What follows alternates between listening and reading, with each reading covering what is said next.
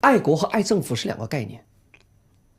爱国家，我永远爱我的国家，哪怕我的国家破烂不堪，哪怕我国家经济是最后的，因为我是中国人，我这一辈子我认命我是中国，必须爱我的国家，明白了？家里再破再穷，这是我的家，这是我爱我的国家。但政府是不一样的，政府是你要帮我们我们把国家交给你管理，你管理好了，我们谢谢你；如果管理不好的，我要跟你提意见的。我这么信任你，你没给我管理好，我为什么不能给你提意见呢？这是两个概念，说爱国家和爱政府是两个概念。我们讲到纳税人，那是国家管理人，你花的钱就是我们纳税人交的。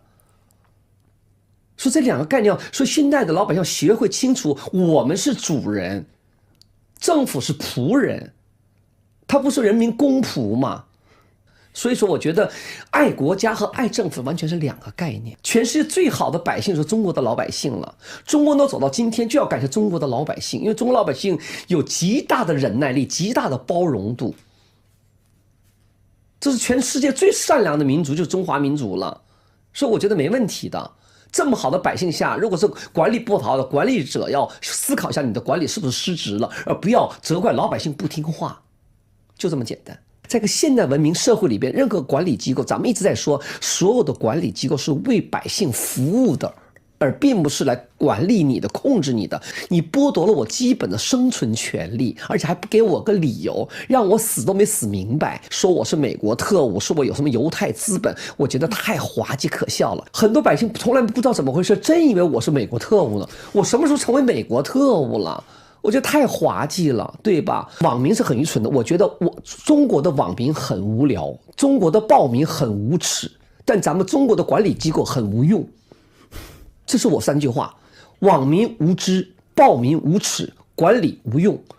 我经常谈到人的自由并不是你能不能随便出国，有个很好的护照，四通八达，这不是最基本的自由，这只是行动的自由。但是我一直在说，真正的人的自由是你的内心，你的世界有多大。哪怕我看不到世界，但我对世界是有想象的。当我听到声音，我知道世界有不同的声音，一个声音并不决定所有的生活的方位。在网络年代以前，城市因为城市人比较多嘛，现在全民比较人比较密集，然后发生的奇奇怪怪的事情比较多，还有媒体比较发达。那这个呢，可能我有比较多的发言权啊。上海也有，我在香港成长哈，从大概我10来岁开始进入70年代、80年代，我就看到一个现象，走在路上啊。特别比方说在公车站那边在等车哈，绝大部分很多特别是年轻人啊，你看他站的姿势啊都是这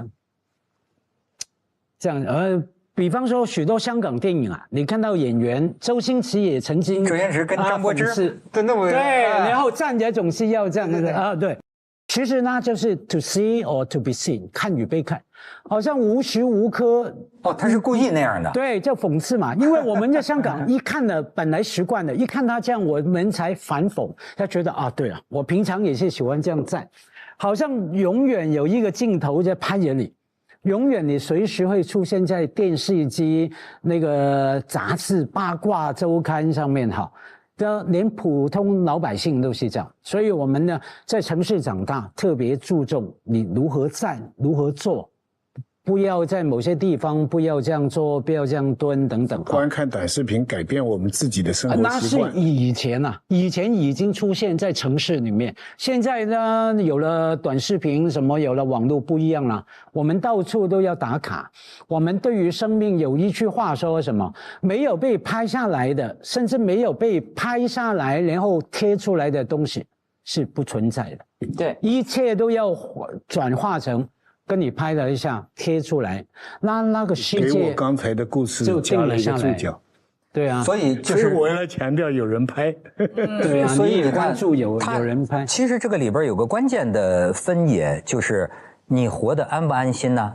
你活得开不开心呢？不管你碰见什么，你享受这个那没毛病啊。所以你能不能适应它，其实取决于这个。有些人不管世界如何变迁，我都能够享受它带来的新东西，这很牛啊！但是呢，当年有一个就凯恩斯嘛，经济学家嘛，有名的，他说到了就到咱们这个世纪啊，一周工作15个钟头，因为科技代替了工作3天。对啊，但是他的预5个小时1言天，他的预言没有应验呢。实际上，科技越发达，工具越便利，你越忙了。就像有人说了，我是现在不用坐牛车了，我坐飞机，我2钟头就能从深圳飞到北京。他说，可是中午飞到北京，下午就去开会啊。你明白吗？这是一个科技的一个骗局了。就是为什么没有给我们飞机的时候也在刷屏？对呀，为什么没有给我们带来悠闲？为什么越来越本来发达的目的不是让我们闲着玩嘛，对吧？休闲嘛。但是为什么搞得我们越来越忙，而且搞得我们越来越着急？那文涛，我觉得我刚听了一轮哈，我听到几乎所有的用语啊，什么焦急啦、紧张啦，我们必须心平气和啦等等，都是因为我们有过安静的时代。就像我刚说，我们是幸运的一代，前面安静的时代有，慢的时代有，打了底，后来才快哈。假如你想一下，一出生就看着手机，从2岁3岁就哈，那个对他来说，你刚用的所有的语言，什么焦急啦、忙啦，什么必须心平气和，不存在的，没有意义的。他一出来，从他认知这个世界，跟世界建立关系，就是 multitasking， 就是做各种的东西，各种的事情。他成长，这就是他们的生活，他们的世界啊。所以，当我们把跟短有关的各种的焦虑、担心来讨论的时候，对于很大一部分，而且未来的世界是他们的啊，年轻嘛来说，根本不是问题啊，他们是。就像呼吸一样正常啊！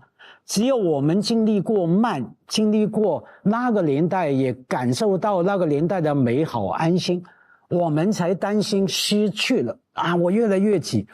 他们看着我们，他们也听着现在圆桌的年轻的朋友听着，可能完全理解不到你们担心什么。不，本来就应该这样吗？那担心鲁豫知道吗？你会觉得忙忙叨叨，或者说这个有点快马加鞭那种感觉吗？像我现在的忙是我自主选择的，是我自主选择，就我可以慢下来，但我会觉得那样的生活我不是特别的享受。那我就选择一个我享受，因为我觉得所有的快慢它都是一个相对的，没有一个标准。我们人永远习惯以我的生活，以我过往的认知作为标准，所有跟我这个认知标准不同的，就是它就快了，它就慢了。其实哪有什么绝对的快和慢呢？那你要这么说的话，我特别相信我的终极是相对悲观的。我觉得有一天我们会不会死于我们所发明的技术？那你看前一阵在北京开会这个辛特 AI 之父，他就很悲观呐。他就认为 AI 已经超出他的想象。现在有3个科学家对于他们所发明的就惊天动地的技术是完全后悔的。奥本海默、辛特，包括那个蒂姆·伯纳斯里，就是互联网的发明人。因为他们在发明的时候根本想象不到未来会是怎样的。但我个人认为，就他们等于占2个便宜。科学家不可能预见不了你发明东西它的好和坏，但是他依然要发明。发明完了以后觉得好像的确是有点问题，就他会有点后悔。我的意思就是，也许科技的发展的终极，我觉得就是超出我的想象，它可能是恐惧的。但此刻这就是我们这一代人的命运。他们就是说这个你像短视频平台的产品经理，就是每发现一个人性的弱点，他就可以开发出一种产品。所以说最后所有的东西都是针对你的人性的弱点，就是算法，连手机的这种刷，但是从算法来看，它是很偏狭的，啊，说明这个它那个覆盖面越大，它其实它在某些视野上越窄，就是大家的趣味。对我来说，短视频我不知道你们为什么讨厌，我觉得很欣赏啊。我没讨厌，我们都没讨厌。OK， 那我们有共识了。他们讨厌，所以我说咱聊聊。我们都没讨厌，我们都没。我的对短视频的功能是晚上睡觉之前。我工作做的差不多了哈，我要催眠，睡觉之前我2个方法，一个是用拿个电脑打掼蛋，我替他感觉快乐啊。那是一种很含蓄的批评，说明我们的道德跟生理有违人性。就这么点事儿，哎，真是哪点事儿啊？我不知道，哪点事儿就是人生的全部了。不是实际是哪点事儿啊？就是求安求安乐，就是说你能不能安呢？你能不能乐呀？有些呢就怨社会了，怨科技了，怨人类了，怨命运了，怨世界。其实当然了，我们都知道生而皆苦，生活都不容易。但是问题是现在你看情绪问题被特别突出，我倒觉得这个咱们司长讲的挺有层次的，就说这个短视频短剧，就是说情绪、情感、情怀，它是个梯次。人的情绪挺可怜的，就是因为什么呢？你的大脑的本能，看到一个信息，你就会产生相应的情绪反应，对吧？如果你一天接收的不是那么多，你的情绪呢还比较正常吧，比较平稳吧。但是接收的太多了，你说实在的，那一个同行的成功，我看见就嫉妒了，对吧？同行的失败，我看见又欢喜了，我这心情一升一降的，对吧？你年轻人也是啊。有人过得那么好的生活，有人这样，有人总有机会，有人，因为这些所有信息，这些成功的故事都是没有过程的，他就是很短的告诉你，你看他买了个油条，江城首富，对，他不人如果能够有一个过程，就我知道他是怎么来的。人家也是奋斗多少年，就像那郭德纲讲话说，我一炮而红，我哪炮红的呀？对吧？一夜而红，我哪夜红的呀？我这前面10几年的耕耘，冲着台上的人比台下的人都多。您那时候你们怎么没看见呢？你看，如果是短视频的方法接收这个他的成功故事，你就会觉得过瘾。你是过瘾，但同时受刺激啊！而且因为人的能力，比如说我们有这个微信呐，有什么？能力提升之后，我发现还真的是工作效率提升。但是工作效率提升，你产生了对能力的幻想。我现在就觉得，我觉得人就是我可以做更多的事，但是实际上我觉得需要注意一个节制，就是因为你可以无限的做，然后你就不会堆积的事情特别多。家辉的信息要回，是吧？徐老的情绪要安抚一下。鲁豫就说我一什么事儿，我得弄个那边平台有什么。而且呢，这个讨厌半分钟，这个高兴半分钟，这个喜悦半分钟啊，这个生闷气半分钟，就是整个的这个情绪问题，是不是现在很多人的焦躁不安的原因呢？我都顺着他这讲啊，他说因为科技带来方便，他给人发，比如给我发跟工作相关的信息，我的天哪，50秒起步的信息连着，我昨天看了，就是语音写都不写的，语音完全不加节制的。基本上到50多秒，我一会儿没看，一堆已经，就是因为就是科技带来的便利。对你比较重视，我们就没那么多。Okay. 我抽了，也是跟你经验一样。对，那是因为他闹情绪，我要安抚他。我觉得我是那个悲观当中又有乐观主义色彩的一个人。你知道，我看到短视频对人带来我认为也许是很正向的改变，就是每一个人变得极有表现欲和表达欲。有一次我们那个剧组，就你采访完人以后，你要拍一些空镜嘛，有氛围感的空镜，然后剧组就带着我在那个傍晚的时分，在长安街过了国贸，再往东有一个天桥，我们一上去，上面就无数的自媒体在那边拍，就是那个傍晚时分，就是那个车流，可能那个场景就很好看。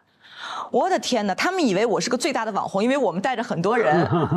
我当时看到哇，所有的人，要是我的话，我此刻讲话，然后你拍我，很多人围观，我还是会有不好意思的。我不知道你会不会有那种不好意思的感觉。那帮小孩完全没有这种感觉。有个女孩过来跟我合完影之后，去拍她短视频，瞬间在镜头前痛哭流涕。我当时那话我还记得，说一个人说哪个时候说谁会关注你是否流泪，谁会关注你是否痛苦，一边讲一边瞬间流泪，就那个表演型人格爆棚。我就觉得这是短视频对每一个人的异化，对，但我觉得是一种好的，就你变得每个人都是艺术家，你变得极其自信，极其有表现欲跟表达欲，这你不觉得是一个好的，就是人性的某种改变吗？如果是你的家人，你就担心；如果是街上的人，你就赞扬。但是你没考虑到性格的不同，可能满足了很多人。但是比如说对于我来讲，如果我不是干这个工作啊，从我爸开始，我们家都是溜墙根走的人，一辈子不喜欢，他不喜欢引起别人注意。就说句难听点的，你不给我钱，话我都懒得说。你就是我根本没有表达欲。我这是跟你说实话，我也不怕什么。这就是你看为什么我当然也写不了书，但是我根本没有写作欲。我爱看书，我根本没有什么。就是我有话我跟你说，我跟我熟悉的。你看最近不是有学者也讲什么陌生人的概念？对，我就是小圈子，咱们知心2、3好友，我跟你们什么都说，但是我没有任何向陌生人发表什么的这种愿望。这个是我跟不少人的不一样，我觉得我确实能理解好多人有表达欲，这个所以说我适应这个时代都有时候有一定困难。我开始比如说发微博我都想不通，我说不挣钱为什么要写对吧？后来我才知道怎么说呢，有一种曲线救国的方式，你得，所以有表达欲是好事儿。但你这个好呀，你这个叫珍惜羽毛啊，因为你讲多了以后势必被稀释，那你这个是如今这个时代很可贵的品质呀。怎么说呢？我怕。你怕什么呢？我怕我不能掌握的。说实在的，做这个节目我也如履薄冰，因为那是我不能掌握的人，我不知道人家会我哪句话说错了，我的所知永远很有限啊。我跟你说，我不怕得罪你，咱们私下里咱们互相知根知底儿。你这种工作，说实在的，真的出头露脸的，一方面每个人都想出名，但是实际上我觉得这个真是个双刃剑呢。你知道你为什么现在会有压力，就是因为你知道你的节目是被期待的。这种被期待的感觉，其实就是一方面它是种甜蜜的负担，但同时你会觉得你要达到很多人的期待，这个压力是巨大的。那就不得自由嘛。他还有一条底线，还得说我真心的话，还得说我真的看到的话。单单是为了期待你们都要他好啊，我说什么都行，那也有别的方法的。有些人可以又走红又没风险，他又不愿意。那风险总是有的。那心里也有恐惧，可是我蛮喜欢一句话的啊，你恐惧某个东西，它就存在；你面对某个东西，它就消失了。你恐惧，结果你就不说，或是说不做了，那反而那个东西，你恐惧的东西就一辈子存在。有些所谓的社恐啊，或者说是害怕这个出头露脸啊，反而这样的人呢，他可能要的是绝对的自由，就是一点儿也不要将就，就是他只有在隔绝的情况下，在自我的环境里，他才能够实现谁都不需要问，精神的洁癖，我什么都不需要考虑，因为我一出门就变成任何一个我对面的人，我都要为他考虑。总是有一个就是看短视频，而且短视频真有个好处。我喜欢看那些音乐会的一个段子嘛，戴上耳机嘛，你越看它就来的越多，对不对？它有世界各种的好音乐会，它来给你个片段。现在这个耳机一插，效果还非常好啊，看看就睡着了，所以很好。所以子东，我个人不仅不讨厌啊，我还非常感谢短视频。为什么呢？因为我母亲80多嘛，身体不好，这2年身体不好，腿。走路困难，可是他是一个非常平常很开朗，一定要讲话出门的人，那可以想象多么悲惨。那我每次看他，我当然就聊到平常做什么啊，哎呀，看短视频啊，他不一定看剧，各种的很短的千奇百怪的。有一次我坐在那边跟他聊了10来分钟，没话讲啦，2母子不一定有那么多话题，就坐着嘛。我刷我的手机，他刷他的平板，然后我偷瞄我母亲一眼啊，那一刹那我非常感动。我看他，我无法带给他的笑容出现在他的脸上面。他看各种的短视频，各种人主持的。讲旅行的，讲健身啊、养生保养的，我看到我母亲的笑容啊，哇，我一来很感动，二来很惭愧，我无法把这种笑容带给我80多岁的母亲，所以我是何等的感谢短视频啊，它给我母亲快乐啊。对，你说的还真是，它其实呢是有这么一个问题，就是说我们的感官。为什么会被什么吸引？我最近有一个感觉，你看啊，我们的感官是如此的贪婪呢，或者说吃饭，你看很多人说，比如说鲁豫的节目，或者说我们的节目叫下饭神器，吃饭那么美味，但是你看感官不能空白，也得看着一个节目。吃的就更爽。你看是吗？你当然下饭节目就圆桌派就是这样的。下饭神器啊，是的，对以前锵锵是吗？锵锵是正好在中午。圆桌派很多也是。很多人洗澡的时候，你看连洗澡哗，他都要音频。家辉洗澡的时候，他也是要放着一个音乐放。我就觉得他这个里边，我不知道是好是坏啊，我就有一个感叹，就说我们的这个眼耳鼻舌身呐，像5个饕餮，你觉不觉得饕餮之徒啊，好贪吃啊？实际上从另一个方面来讲，就是说你容不得一点空白的。就像你说的什么静坐什么的，其实它就是关闭感官，但我不知道哪个叫健康，哪个叫不健康。我只是觉得我们好贪婪，就有的时候真的是欲求不满。五官要同步发展，五官钱不够啊，它需要投喂。而且这个投喂的，你这个贪婪劲儿啊，你说短视频，你说我们没说不好，它当然一定有不好，因为凡事过度了都不好。就是说，它越满足你的贪婪呐，你想到没有，吃的过量了都不太好哎。那你要这个人觉得我要所有时刻被感官我都要塞满它，我有时候反过来有疑问，你为什么那么怕空白呢？你为什么那么怕？你为什么洗澡的时候耳朵都必须要有营养呢？你为什么不能听一听淋浴的水声呢？或者说就容许中断一下？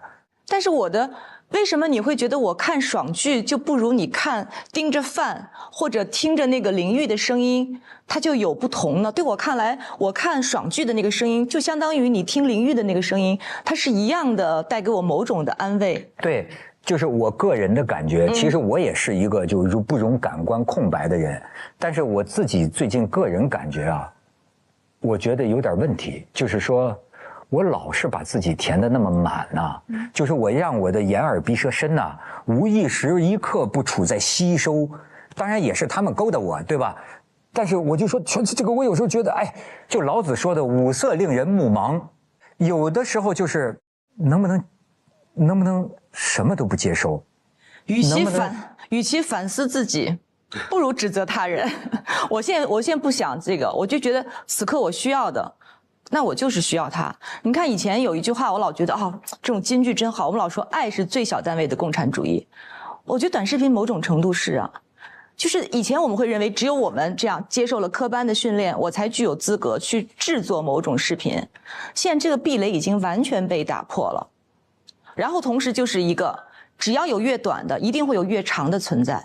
你刚才说我们所有都是被算法控制，他们说播客现在是唯一能够逃离算法的一个媒介形式。好，我会去你的播客的。不是，就是你说需要陪伴呢，就是我在洗澡的时候，我洗澡的时候我不可能听一个1分钟或者10几秒的一个视频，我得听圆桌派。那你1小时起步。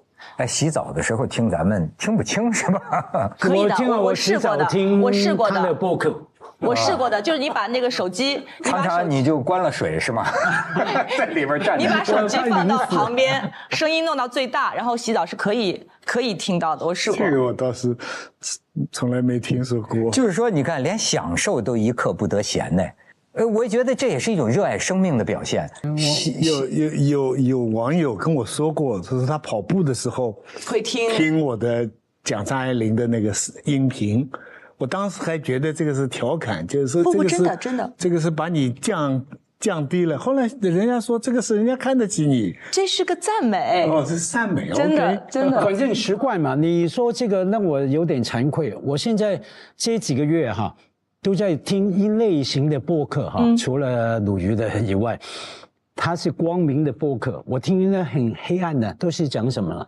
世界上各种的奇案。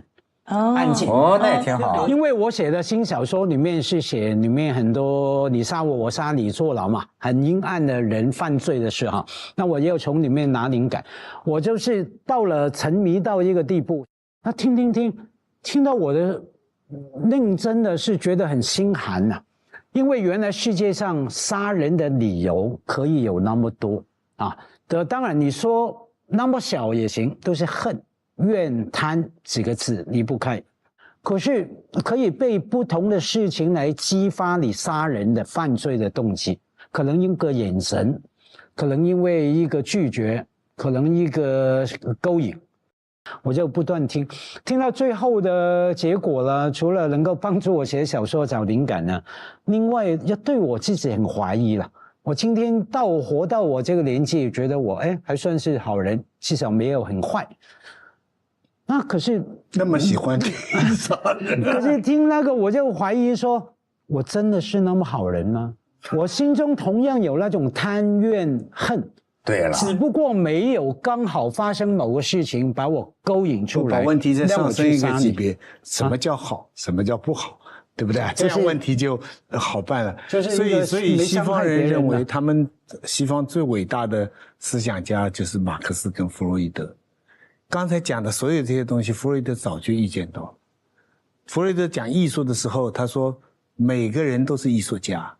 那这个当初说话的时候，没有人觉得它是一种安慰啊，心理学角度，只要有机会，艺术是什么？艺术就是潜意识的释放出来的东西，就是梦压抑久了以后出来的东西，就是，所以那现在有这个技术手段了，啊，有手机了，所以每个人都做艺术家，没错，这是弗洛伊德的预言啊，跟马克思的预言可以并提啊。对，所以弗洛伊德的那个理论现在也未必对，但是他提出的一些概念特别能够让我们讲一些事情讲得明白。比如说我最近就觉得大部分的主要的折磨我的痛苦好像基本上来源于就是说我的自我做不到我的超我的要求，就通俗的来讲，是每个人都这样的，就道德上要求自己的，可是我真实的自我臣妾做不到啊，就做不到，你知道吗？就这个就让我特别痛苦。知道什么原因吗？因为你有个本我。对呀，就是本我。对，因为自我就是超我跟本我较劲，才形成你的自我，所以你的自我做不到超我，就是下面有个本我。所以为什么人要自洽？这个本我你说的是什么？就是欲望吧，就是潜意识。就像你刚才说，你是不是变坏，还是你是不是变好？我发现我们有一老哥说的挺有意思。他说那个我呀，就现在是什么呢？就是，生理水平逐年下降，道德水平日日提高。你这个话很有意思。对，但实际上很多时候你欲望减退了。你这个人看上去就好了，就变得慈眉善目了。对，那个时候显着，要不说年高德少。这说得好，文涛记得吗？好多年前我们的节目那个台湾作家朱天文，对，朱天文对啊，记得那一次那一集，他谈到那个他说昨天我经过一个地方，然后迎面来了一群10多岁的高中生男女，穿着校服。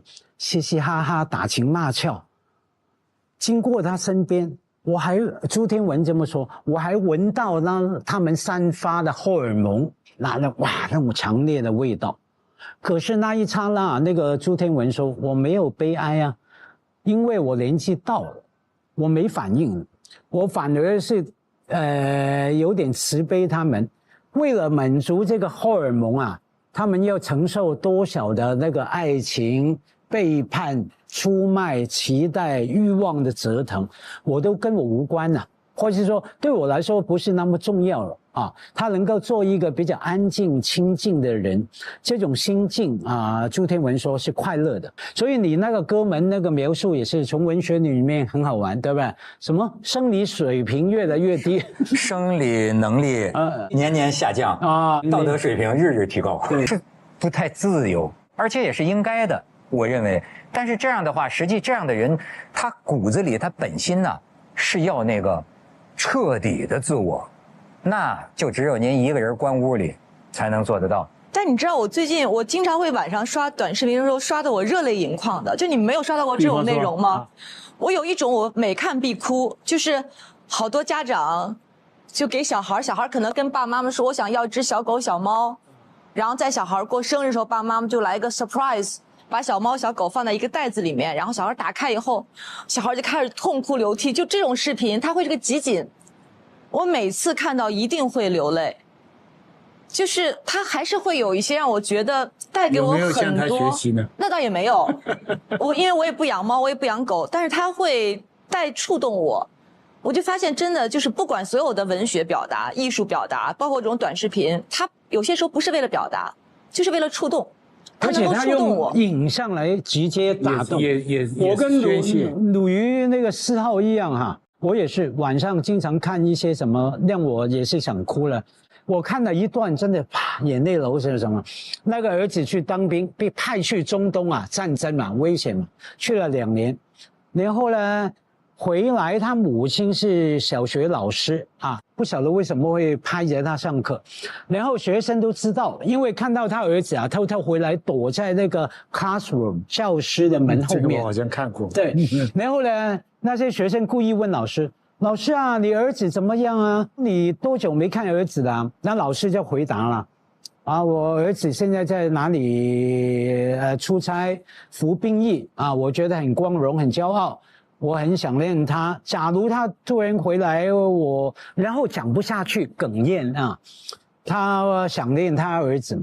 然后突然儿子就从门后面一出来，你看到是同一段是吧？大概是，应该是就类似这样啊。然后那个母亲，哇，那一类的非常他是创作的，是摆拍的，但是摆拍的吗？没有吧？应该是这样。有一些是摆拍的，但有一些是真实的，所以就是一个短视频会创造很多新的新闻伦理的问题。就是摆拍其实是某种程度它是违反了这个新闻伦理的，在我看来。但是我刚才说那些都是真实，特别应该真实的。晚上看自个儿在被窝里面一边刷一边，但那种特别就爽感，会有爽感。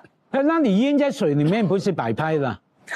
不是你们刚才讲那么多人生的烦恼啊，人生的焦虑啊，人生的希望，我现在只要回想到那段被人抢救的照片跟录像，我就没有那些烦恼。但是人会好了伤疤忘了疼，就是那个真的过去之后，我们依然。圆桌派了。你觉得这是好的？这种有过一次这个经历？我不能说谁说好的，我觉得不好。再来一回要不要？我觉得不好。你冒险啊！你说不定过几分钟你就不回来了。我觉得我们永远把吃苦过高，我宁可没有吃过苦，度过碌碌无为的一生，庸俗的一生。那你精神状态、身体状态都很好啊。你不说看不出来。医生说我忧郁症。我不大想说话，其实。哦，那你是想要绝对自由了？但是我圆桌派还是来了啊，还是给你们讲这个故事了。我从来没讲过啊。鲁豫，你觉得你忧郁吗？你有忧郁症吗？我没有测过，但我觉得像我这种心思缜密，然后极其细腻、极其敏感的人，我觉得一定是会有一些这样的问题的。但我不想去，我不想去做这样的测试。对。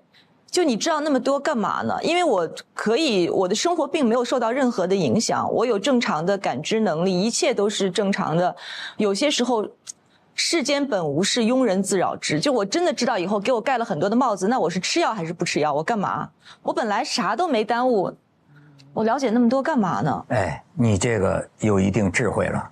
他只有一定智慧。但是此刻得出字幕啊，就是如果真的有病，一定要去求医的，就说明我如果有的话，只是一个正常的一个都市人会有的情绪。鲁豫不是一个有一定智慧的人。这刚才加了这句这个观看说明，这就更有智慧了，有了主持人的智慧了。我说你的智慧到了庄子的程度啊。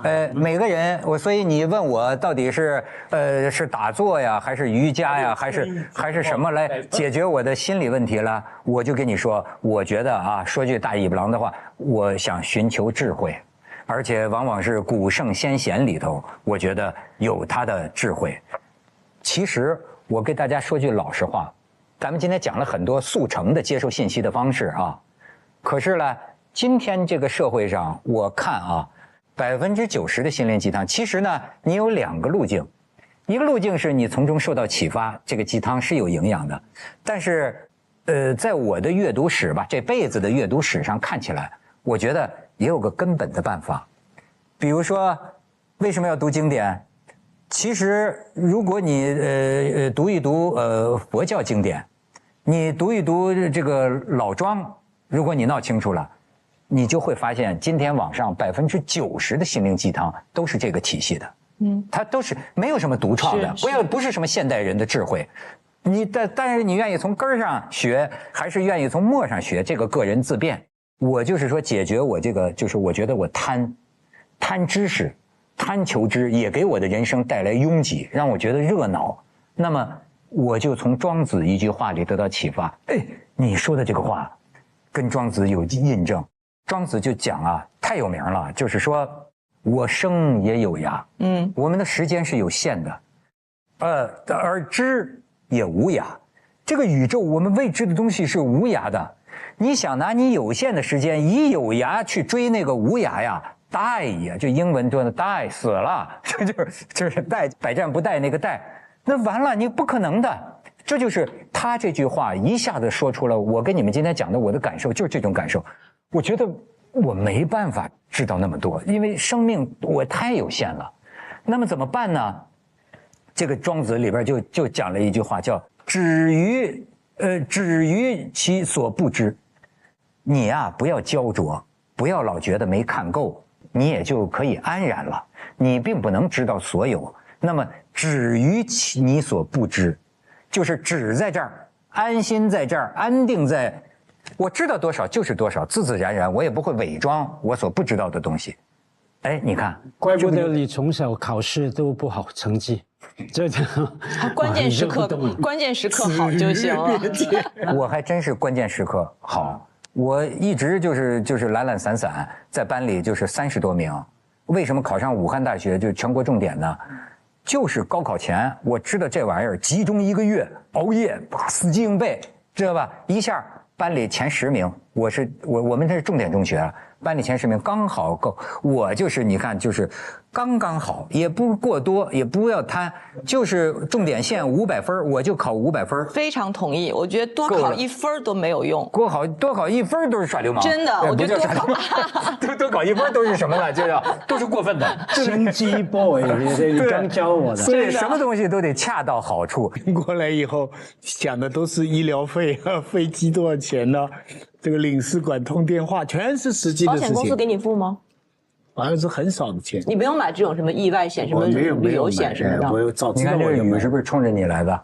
文涛是平时极讲风骨，但谄媚起来也不输给任何人。你记得我送给老板那块匾吗？什么匾？长乐，我在古玩城，3000块钱。我长乐篆字写是清末民初的一个文人，我想起来了，一个河北文人。我想起来了。而且奇特的是，这个河北文人就姓窦，对，叫窦什么我忘了。这它是一个匾嘛，2个大字就长乐，对吧？底下有一段话，就那意思就是说我窦某人对你这一辈子仰不愧天，俯不愧地，这尽忠职守。哎呦，我觉得这匾你就买了送给他，我就买了送给他了。然后文涛经常干这种事儿。然后还有他一次生日，你记得我送他什么吗？你老送他礼物，我们从来没送过礼物。他写了一个那个卡片嘛，叫做这个风云际会，缘在凤凰，栽培之恩莫齿不忘。啊，受不了了！但是他但是你架不住我是真心的，架不住真心。太直接了也没关系。对，但他有时候还是很真诚。就有一次在那个化妆间，他说：“我刚才从厕所出来，在走廊里面看见老板，我冲着老板的背影就默默的双手合十，什么祷告了一下。”你是我的神呢。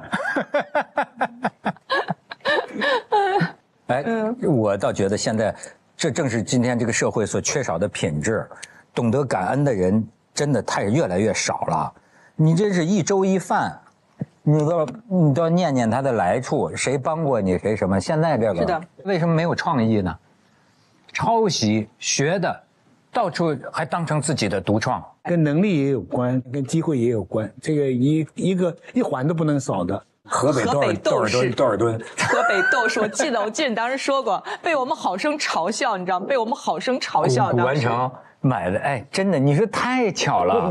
被我们好生嘲笑。他拍的太直接了，绝对的，人家也不觉得他拍马屁。他因为太过谄媚，显得格外的真诚，你知道吗？这就是属于他的，你觉得？你说是不是？他还能有这太巧？你碰到那个东西不买，对不起他。不买对不起他，太巧了。真没准是你的祖上呢，又是河北斗士。我们这斗士山东来的，有些人就不记得的。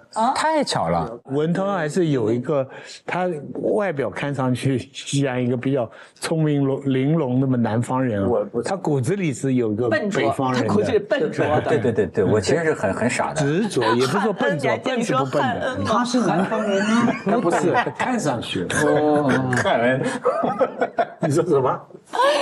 你说什么？文涛汉恩的故事来讲，哎，我都忘了，有点忘了。就基于文涛特别糟糕的不存在的英文，他有一次问我，他说汉恩，他说为什么老叫我汉恩呢？我说汉恩什么 ？Honey， 你啊，哦，对。我说怎么老叫汉恩是什么？我听着像个伐木工人。他跟我说是汉恩，我这语言很敏感，我说是不是叫 Honey？ 他说对 Honey。哦，原来是叫我蜜糖。但是这个汉字的，你说是不是像汉恩？我一下我脑子里就是一个德国伐木工人，我觉得我是那么个形象。好看，面色好看吗？哎，面色都不一样。我老了很多岁，没有吗？那次你记得我还调侃您呢，我说他像一座山雕，你知道吧？这个脸上的皱纹像是生活的苦难，然后我就说两眼像那个刀比利那种老鹰一样，就那么一种，甚至是有点阴质的那种感觉。但是你看，昨天我们这小女生也说是不是这人当红，面相会变年轻啊？我当红吗？我，哎，这就要说说你了。你觉得这个《繁花》电视剧播了之后，对你这个原作者的感受是什么？我觉得挺恐惧啊。深深地感受到网络给人的那种压力，就是说你每天打开手机都在议论这个事情，就是说人好像非得要经受这个，你才能感受到说实在话，人的本性里面是不愿意被人注意的。你哪一天突然发现说，尤其一开始的播出的一开始的大概2个礼拜，不要说是我，导演都特别紧张，因为我后来想想，导演他原先拍片子的时候，他拍一个片子都10年，他根本没有现在这套系统的，他有他的紧张，就是说啊，有人告诉我说有人在说这个那个啊，后面还有一些后台的那些，而且他的紧张是因为他完全后期没做啊。那么，所以一个是焦虑，一个是恐惧。恐惧就是生怕，或者说哪一天，因为他毕竟投那么大一个东西，这么议论纷纷，全集中在这个地方。我一直这么说，我说高兴，你说红啊也好，高兴，人的高兴只有几秒钟，几秒钟之后就开始，也别说苦难，就是很紧张，就是说啊，这个怕出什么事情。对吧？我一个人我也不怕什么，我一个小说本人就一个人写的，人家一大摊子事情。我是真没想到这个王家卫是这样的一个人，我原来感觉是云淡风轻的那种艺术家，他特别仔细。哎呦，你看那网上说的，看所有的评论。对呀，虽然坚决哪儿都不出席，但是什么？他巨蟹座啊。哎呦，巨蟹座什么意思啊？巨蟹座简单的说法就是一只螃蟹。外壳非常坚固，内容非常丰富，他就是这么一个啊，各种想法，但是表面上啊，你们察觉不出什么，他各种想法也是巨蟹座啊，因为他是一个咣当一下子就是说你跨年播嘛，他底下都没准备好，他变成紧赶慢赶，24小时加班做後期。也只能是3集、2集这么每天做了送上去。他又是一个完美主义者，所以第一轮播过，再精修版做一个精修版。比如说胡同里面阿宝的脸就有点不清楚，很黑的，然后他能做出层次来。还有那个声道，比如这个人说话在这里，那个人说话在那里，所以他这个片子是可以在宽银幕的电影院播。全部在加班。他一直是第一轮是做到等于结束的前2天送上去，才先喘口气。所以听说还在重新做嘛？现在还对啊，他还在做，还要做什么翻译版啊，什么外文版。但是徐老师关心的不是这些层面啊，徐老师可能关心的是原作者看到电视剧之后是不是这是你关心的方向？这我的印象是，他就是说改的电视剧跟他那个小说没啥关系的，关系不大是吧？后来被他追死了，他就说你人家这个我在你怎么成黑粉了？但我不知道什么地方在什么播客里提到过一句，他因为是什么呢？有人断章取义，说那个把徐老师的话拿出2句来说，王家卫拍的东西，说老金讲说没法看啊。实际这是有一个前因后果，就是说你这个文学原著，实际是真的片子要拍到他那个程度，没办法拍的这个。哎，这是第一个。第二个，你哪怕电影学院毕业的，第一次做导演的，他也绝对不会按原著来拍一个片子，他一定要有自己的创造，自己的发现。实际王家卫要想拍的远远不止我们现在所呈现的这个，他什么都想拍，但是到最后只能是最后做这个选择，这个也打动人啊！让我们集体怀旧一次我们最有生气的那个年头啊！我当时看了，我就说会不会像过去渴望啊，是那种啊，就是大家都会触动每个人的最柔软的这一块。我说我真的没法估计，因为有时候想想网络时代，每个人都有区分嘛。我喜欢这一块，我喜欢那一块，兴趣非常广泛。对，有的喜欢汪小姐，有的喜欢像徐老师喜欢谁？马伊琍是吧？啊，不能马伊琍是我断章取义，那跟我抢这样。不是他，你忘了，你不是喜欢李黎吗？你是所以来到李黎吗？哎，真的。李这个名字跟你这老家有关系吗？我根本是不知道，但是我仔细想想呢，因为李这2个字，对所有人，他只要跟这里没关系的人，他不会有这个词组的，也不会有这个发音。我在想，可能是我本身储存的这么一个音节。啊，那是英文名字吗？因为我读的时候我就想啊，可能 Lily， 哎 ，Lily， 或者对呀。那么这个小说里面呢，我故意都是取那种，比如阿宝就是宝总啊，什么台湾人喜欢张太、林太那种，那么就张太、林太，什么张总、李总，我都是故意用这种最简单的名字，最抽象符号的，没有任何含义的名字。那徐老师，上次我们仨还聊过一回啊，对这个电视剧，你现在又有什么新的想法？人呢，听好话习惯，你100句好话，最后有1句不好的就在乎。但是我还是这个很吃惊，就是说他们两个人真朋友当着老金，你就什么都说。对啊，我觉得他改的还是蛮好。我觉得改的蛮好，是不大相干。他讲的也没错，这个新的这个电视剧的繁花跟小说的繁花，不大相干，但是2个都是杰作，有点像什么？有点像《水浒传》生出一个《金瓶梅》，这是你昨天说的话。而且呢，内容倒过来。他的小说呢是《金瓶梅》，然后他的那个电影有点侠气、侠客的这种侠气，是反而更接近《水浒》的这个风格。所以我觉得家辉有个妙评，这个东西有点王家卫特色还是香港特色。他说是拍成了一个武侠剧，没有，因为我是把它跟前面《东邪西毒》那个作品来比。东邪西毒当时我有一个看法。就是把那个武侠剧拍成一个爱情片，把金庸小说拍成张爱玲，是这种感觉。各种的英雄人物啊，侠客，可是里面的谈情说爱，回不去，出不来那这一次王家卫，我感觉就把一个时代变动里面的生活的作品。拍成了一个武侠剧里面都是那个好像一个宝总的出来耶稣叫那个，我给他一个金句，经常讲金句，经常给他一个人生的智慧的启发，就像那个武侠小说常见嘛，看到了大师嘛，给他传授武功，他功力大进，然后后来各种的商场上面的那个计谋拍成武侠剧那金老师看这个剧有没有觉得看武侠片的感觉。我不是香港人呢，我好像这方面敏感还稍微淡一点。我可能更加看不清楚。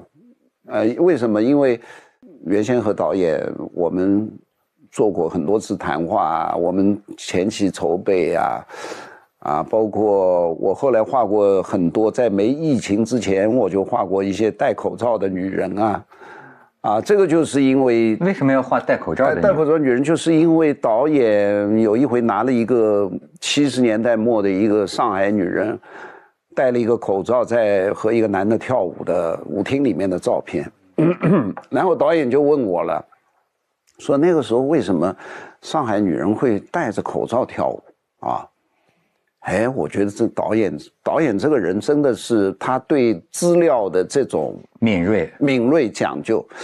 那么我就告诉他说呢，当年上海漂亮的女人她按现在的说法，你要买什么化妆品这算是你高档。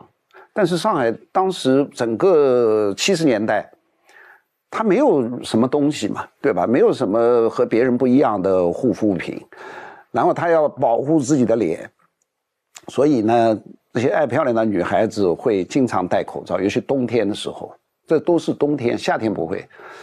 那么骑自行车或者出门，那么后来就衍生到舞厅里面，它不是一个神秘感，它实际就是不好意思，你喝点水，喝点水。每次金老师讲到女性的，她就犯咳嗽心里好像有点情绪。没有，就是因为这个呢，实际他一说我就想起来了，当时都是这样，就给我的印象，当时女人都是穿黑色或者藏青色，就穿蓝色衣服的。那么它的分别在什么地方？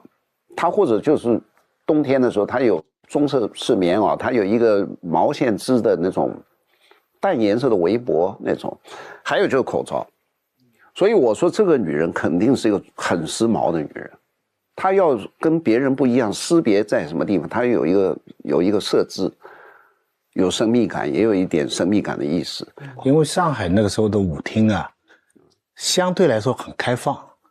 后来我去香港就被他们警告了，你不能看到坐着一个美女你就去请人家跳舞。在上海呢，真的是都可以去请，哪怕他旁边有男生在一起。是，但是有些女的呢，她愿意跟你跳舞，但是她又想跟你保持一定的距离，一个陌生的男的搂搂抱抱的，所以她就不摘口罩，她口罩是外面骑自行车过来的时候戴着，所以她戴着口罩跟你跳，她这个也保持一定的距离，就是说我就只是跳舞而已，我没有任何别的。在上海是最容易找到美女跳舞的地方，那个时候。哎呦，那你说，那跳舞那男的他情何以堪呢？怎么不是很自然啊？是不是？我是觉得那心里会有无限想象啊。一个戴着口罩的，对，就像蒙着面纱的面纱女性，面纱，一双美丽的眼睛，更好看了，这家伙更好看了。那个基本上是70年代后期到80年代初，那个时候什么蓝色多瑙河之类的进来了。我们徐老师个子这么高，一表人才，当年肯定舞厅里面也是一个活跃分子。对，你个子也不矮啊。对，我那个时候就被他们仇恨了很多年，就一批青年评论家。原因是他们开会嘛，就有个跳舞的，他们去请一个这个漂亮的女生跳舞，几个人请都没请动。我后来进来的，我不知道他们前面发生的情况，我去找他跳舞，他跟我跳了，好了，这帮家伙后来仇恨了几十年，每次碰到就是说，哎呀，你当初在海南岛开会什么。但是他讲的那个口罩那个，我就想起来，那是一个很微妙，冬天的，就他可以摘下，但他戴着以后，他表示我只是作为一个就是跳这个舞而已。可是往好处看，他戴口罩跟你接触，他讲话别人没看到他嘴唇在动。哎呦，你更阴呢。没有，因为刚两个人就外人不知道这个女的在跟他说，没错，亲爱的，我是谁？对，因为刚子东说，就算身边有男伴，也可以请他跳舞嘛。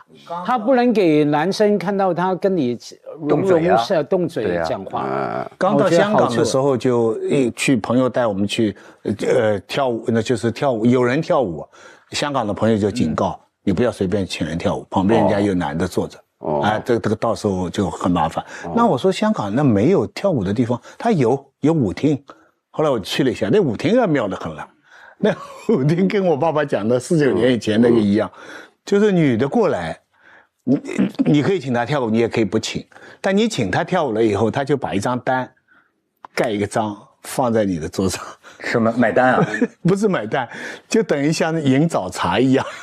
卖酒的一样，这是一支舞哦，这是一支舞，这个过去舞厅都这样，上海是好像是，比如说是根据你1块钱跳几次舞来分舞厅的。那我说民国时代是1块钱跳几次来分档次的。哦，1块钱，1块钱跳1次，或者1块钱可以跳5次。打比方说啊，1块钱跳5次，我们是5块钱跳1次，1块钱跳5次，我们5块钱跳1次。通货膨胀，这个价格这个是因为，比如有的收费高，你就高档舞厅；你收费低的就是小舞厅。哎呀，做上海人这个细节，施之纯先生跟我很详细的讲过。就当初很多地下党的活动，文化沙龙都是在这样的舞厅里进行的。那是。哎呦，真是你们说这个，我就想起啊，其实最好玩的就是一个世界和一个世界的边界，或者说一个时代和一个时代的边界。就那个时候还很保守。你们说的这个，我一下想起我们武汉大学的食堂，那个80年代上大学刚刚实行跳交际舞，你知道很诡异的，它跟你想象的情景不一样，在食堂里。对吧？我们大学然后呢也是，这个食堂呢，那个横宽大概跟一个足球场一样啊，然后呢，女生一排贴墙站那边，男生一排贴墙站那边，你知道吗？哎呦，我像我这个脸皮薄的，你真的没有勇气啊，那就意味着这个你男的一定要请女生跳舞嘛，那么谁走过这个漫长的几十米，那在众目睽睽之下，一般你得是跳的最好的男的，你有这个自信。像我们这种碎催的，你知道吗？就只能看着人家，而且你敢不敢邀那个最漂亮的？对。然后哎呀，这么走过去，但是你知道，很长时间开始不了，因为一开始都是没人开头。那一排终于有一个男的有勇气走过去，然后又有一个男的。然后呢，根据这个相貌不等，反正你能看出生物的规律，对吧？然后互相哈哈哈跳起来。然后我就记得，我永远记得的是那个很好跳，因为食堂的地面呢都是机油，那个脚哎，你看，就那个时候，从那个我们很羞怯、很保守、很封闭，到开始，你能唯一一个机会能够抱着女生。哎，这是一个边际的突破。你看到今天说起来是笑话。现在等于说跳舞现在就变成广场舞了，就是老头老太太那种。上海啊，就一般的也不大有人跳。这种没了，交谊舞就没了。我记得就是徐老师说的这个，我把这一段写到《繁花》里边的。我有几次我华师大有个朋友嘛，他说我们这里每天有舞会，你过来。然后我快到舞厅的时候，他就教我，他说：“我跟你说啊。”你到舞厅里面，你去请女孩子跳舞，你看这个女的是个女学生打扮的啊，你就要介绍自己，说我是你们华师大后门卖水果的，或者开小饭店的，他就会对你很热情啊。他说如果你一看这个女生打扮，就不是我们校园里的人，是后头朝阳新村啊，什么长风新村一般社会女子，你就说我是华师大的老师，那人家就会对你很热情，挺有意思。所以说这个，我就跟你说这个《繁花》呀，其实我就特别想跟人说，电视剧和小说是不同的。你比如说你刚才讲这个李李，我觉得电视剧没法拍得那么狠。你比如说这李李，好像《繁花》里边的故事是什么？最后跟阿宝。一夜欢情，那为什么有没有一情欢情也不知道，你都不知道。他们网上有人说就是一夜欢情，是有一些特别敏感的人，像我们文涛我发现他是一个特敏感、特能解读的人。他实际这里面没有一夜欢情，就是这个辛芷蕾坐在车里在睡觉。但是我当时就看见网上有人说，这个就说明他们是有事情了。但是我没看出来，我就是阿宝一个人出了车门，在外面抽烟。他这里面人之常情，说明他对你充分放心放松。哦，怪不得你们俩都爱开车。我就一点没觉得。哎，你看，你们俩是比较敏感。不是，我现在就好健忘。为什么我记得一个很凄厉的情节？是哪一个？是李吧？就是说他当年的引出他当年一段经历，就是说有一个反正过去的江湖上的一个老大，然后怎么整他，然后在他身体的隐私部位，那是小说里面，那是小说，他电影里面不是这样的。因为电影里为什么我没有这想法，是因为前面有一段阿宝站在楼梯口，这个李走到他面前，两个人快要嘴巴都要凑近了。好像我们要看吻戏了嘛，他一转身就上楼了，啊，这样的人怎么一眨眼就两个人好上？这不可能啊！我是这么推理的，我就觉得老天真了。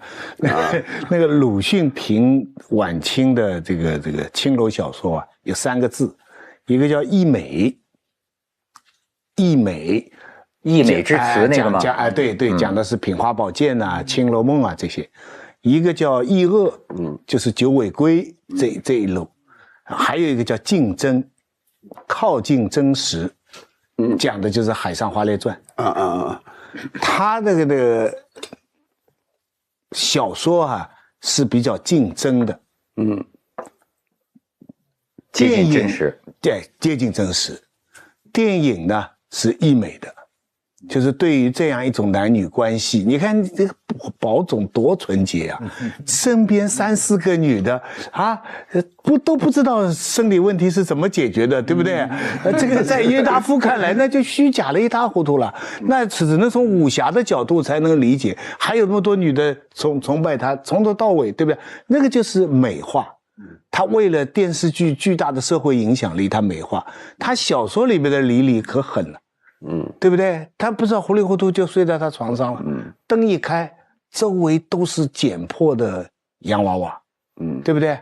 对，那些洋娃娃都是残坏，睡在李的房间里。对，吓死人了！你一个男人的角度，你跟一个女的睡觉，第二天这个灯一开，都是这洋娃娃是一个梦幻的象征，可是都是剪坏的，然后才有这个走玻璃 T 台啊，又怕走光。